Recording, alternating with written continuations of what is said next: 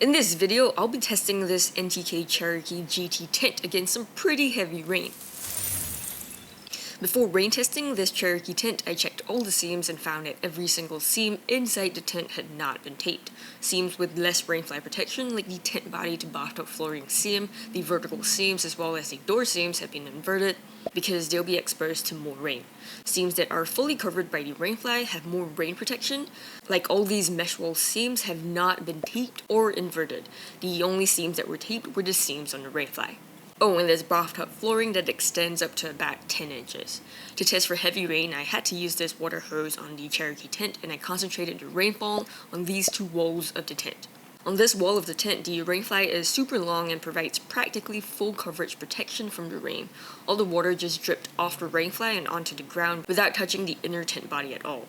So, after 45 minutes of this heavy rain, I found that the entire wall was still dry and not even the untaped inverted seam of the bathtub flooring was leaking.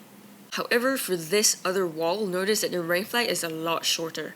It still does provide some protection and most of the water didn't touch the tent body. But even so, I still noticed that quite a few smaller droplets of water were running over the inner gray tent body right here. After 30 minutes of this heavy rain, I noticed from the outside that the seam between the tent body and the bathtub flooring seemed to trap quite a bit of water, and this was when I first noticed leaking inside the tent. After 45 minutes of this heavy rain, this is the damage inside the tent. The untaped seam of the bathtub flooring was pretty much soaked, and almost the entire seam was leaking water into the tent.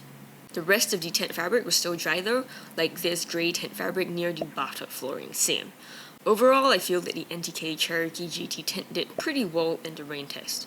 I didn't add any additional waterproofing myself, but it still held up to 30 minutes of really heavy rain from the water hose. If you already have this tent and you're expecting really heavy rain, the bathtub flooring seam here definitely needs to be sealed.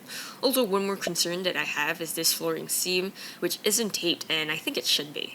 If you don't have this tent yet, I recommend buying an NTK tent with more rainfly protection, like the Colorado or something. For a full review on this NTK Cherokee GT tent, check out this video right here. Thank you for watching, and I'll see you in the next one.